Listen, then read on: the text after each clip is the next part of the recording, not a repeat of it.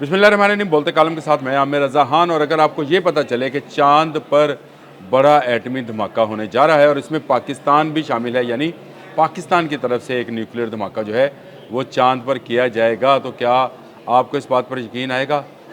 आना चाहिए, क्योंकि जो आने वाली ख़बर है वो बड़ी ज़बरदस्त है। और इस ख़बर से का आगाज़ मैं अमेरिका से करना चाहता हूँ कि अमेरिका के नासा के वाइस प्रेसिडेंट ने, जो कि अबूरी आज इस वक्त सरबराह भी हैं, और उन्होंने सेन डफ़े नाम है जी उनका, सेन डफ़े ने ये ऐलान किया है कि 2030 तक अमेरिका अपना न्यूक्लियर रिएक्टर जो है वो चांद पर कायम करने जा रहा है। और उसकी डेडलाइन जो है उन्होंने 2030 मुकर्रर की है। अगेन 2030 बहुत अहम है।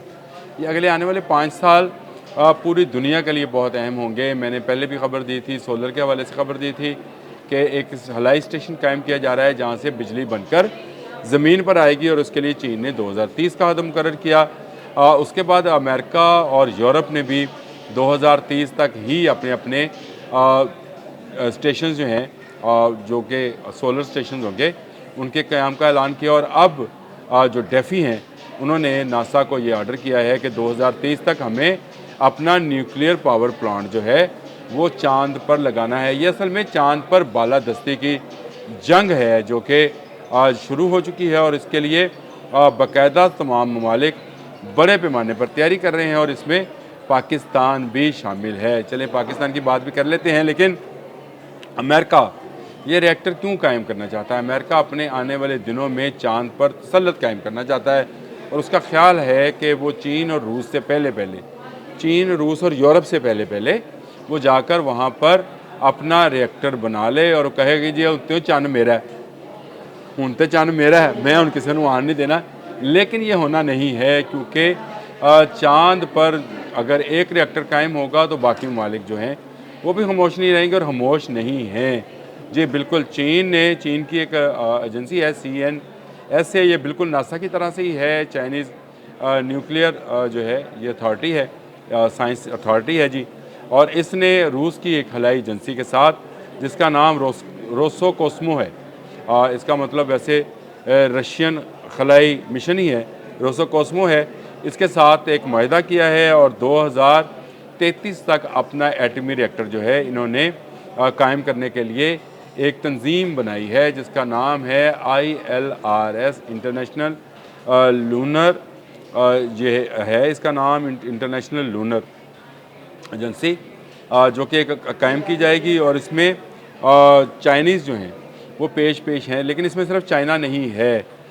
चाइना के जो मंसूबाकार हैं, जो चीफ़ डिज़ाइनर हैं, वो वेरन, उन्होंने पिछले दिनों इस बारे में एक बड़ा अहम बयान दिया, जिसमें उन्होंने इस बात का ऐलान किया कि अमेरिका उनके इस मिशन को, ILRS के मिशन को रोक रहा है। इंटरनेशनल लूनर रिसर्च मिशन को जो है, स्टेशन को जो है रोका जा रहा है, और इसको रोकने से जो है उन्होंने कहा कि एक बड़ी जंग का आगाज़ हो सकता है, इसलिए अमेरिका बाज रहे। अमेरिका अभी तक कई ममालिक की हमायत हासिल कर चुका है चांद पर तसल्लुत के लिए, लेकिन चीन भी खामोश नहीं है, और चीन ने भी जो है रूस को अपने साथ मिलाया है, जो अगर एक सुपर पावर है, सुपर पावर तो खैर अल्लाह है, यहाँ की ज़मीनी एक कुव्वत है, ये शामिल किया है, उसको शामिल किया है।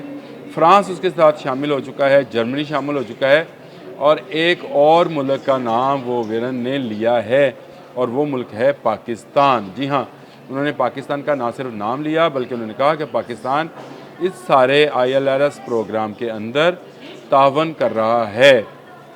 ये बड़ी अहम पेशरफ्त है। अगर आप इसको सोचें तो पिछले दिनों पाकिस्तान ने अपना एक हवाई मिशन जो है, एक हवाई सैटेलाइट जो है, वो भी चीन की मदद से खला में भेजा है। लेकिन इससे आगे की मैं बात बताऊं, चीन का एक ट्रेनिंग इंस्टीट्यूट है जी, इसका नाम है त्यांगोंग हवाई स्टेशन। ये एक हवाई मिशन का स्टेशन है जहां पर तरबियत दी जाती है, और इसके अंदर आज तक चीन से बाहर का कोई बंदा जो है वो नहीं जा सका है। लेकिन पहली मर्तबा एक पाकिस्तानी हलाबाज को दावत दी गई है कि वो आएँ और इस स्टेशन के अंदर आकर जायज़ा लें।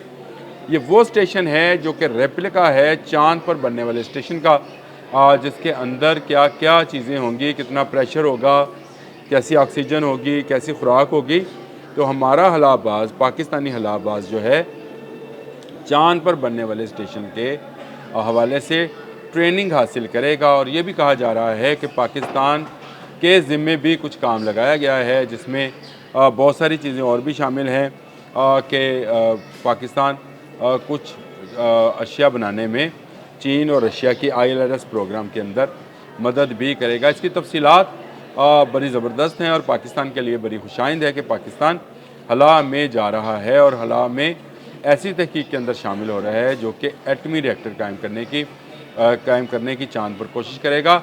और अगर आप मुस्तकबिल में चाँद पर कोई एटम बम फटता हुआ, वैसे तो अभी हम चाँद को रोशन देखते हैं, कोई ज़मीन से हम चाँद पर एटम बम फटता हुआ देखें तो याद रखिएगा उसमें पाकिस्तान भी शामिल है। ये क्योंकि एक तहकीकी सारा विज़न है। इसमें कहा यह जा रहा है, जो अमेरिका ने भी ऐलान किया है, उन्होंने कहा कि वो एक पावर स्टेशन बनाना चाहते हैं जहाँ से बिजली बने और बिजली को आसानी से ज़मीन पर मुंतकिल किया जा सके। रशिया और चीन भी ऐसा ही पावर स्टेशन कायम करना चाहते हैं, लेकिन ये पुरअमन न्यूक्लियर स्टेशंस बनेंगे।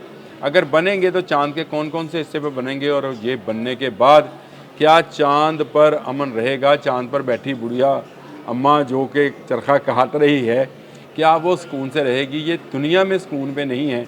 अब ये चाँद पर भी एक धमा चौकड़ी मचाने के चक्कर में है और वहाँ पर खलाई स्टेशन कायम करना चाहते हैं। अल्लाह करे ये पुरअमन ही हो, ये उस तरह से ना हो जिस तरह से न्यूक्लियर के साथ हमने ये किया है। लेकिन चाँद एक बड़ा स्यारा है जहाँ पर जो है तजर्बात करना निस्बतन आसान होगा। एटमी तजर्बात करना ज़मीन की निस्बत आसान होगा, क्योंकि यहाँ पर अगर तजर्बात किए जाएँ तो उससे ख़तरा होता है कि इंसानी जानें भी जा सकती हैं। लेकिन चाँद पर तो ऐसा कोई मसला नहीं है।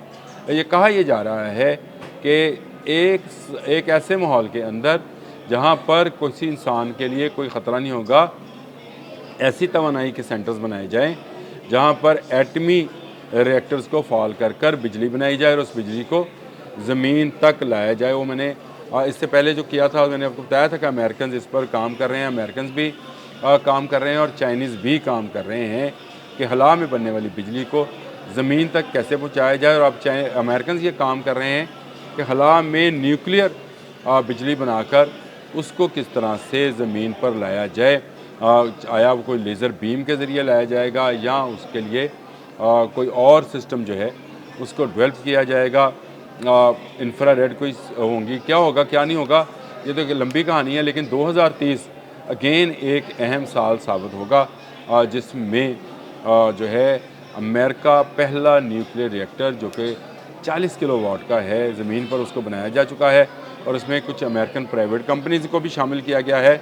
और कहा जा रहा है कि 2030 तक 100 किलोवाट का एक खलाई स्टेशन जो है चाँद पर, न्यूक्लियर स्टेशन सॉरी, चाँद पर कायम किया जाएगा। और उसके साथ साथ ILRS ने भी ऐलान किया है, यानी रशियन और चाइनीज़ का जो कंसोर्शियम है ILRS के साथ काम करने वाला, उन्होंने अपने लिए 2032 और 33 को किया है, टारगेट किया है कि जी वो उस वक्त तक चाँद पर एक न्यूक्लियर स्टेशन कायम कर लेंगे। लेकिन मुझे ये नज़र आता है कि 2030 की तारीख इसलिए भी अहम है कि अमेरिका भी 2030 को जाएगा, तो चाइनीज़ ने भी अपनी काम की रफ्तार को मज़ीद तेज़ कर दिया है और वो भी इसको 2030 तक ही लेकर जाएंगे।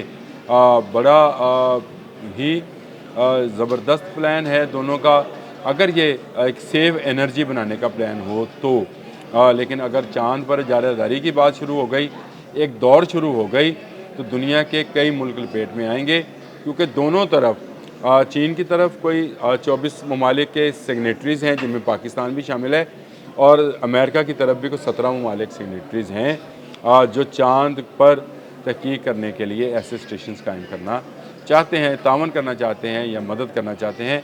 तो ये नई डेवलपमेंट थी। मैंने क्या आपको बता दूं कि चाँद पर बनने वाले न्यूक्लियर रिएक्टर में पाकिस्तान भी हिस्सेदार है और ये बड़ी खुशाइन ख़बर है कि पाकिस्तान ना सिर्फ चीन का दोस्त है, बल्कि हला में अगर कोई स्टेशन कायम किया जाता है तो इसमें पाकिस्तान का हलानवर्द भी शामिल होगा और नई तहकीक जो है उसको सीखने का मौका मिलेगा।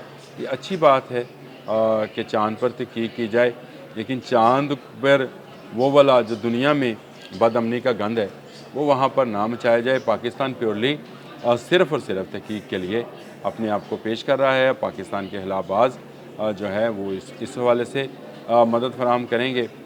लेकिन एक बात बड़ी अहम है कि दोनों तरफ जो है ममालिक सिग्नेटरीज़ हैं पुरअमन के लिए, लेकिन अमन को तो ख़तरा होगा जब न्यूक्लियर पावर प्लांट बनेंगे। अब तक के लिए इतना ही। अल्लाह हाफ़िज़।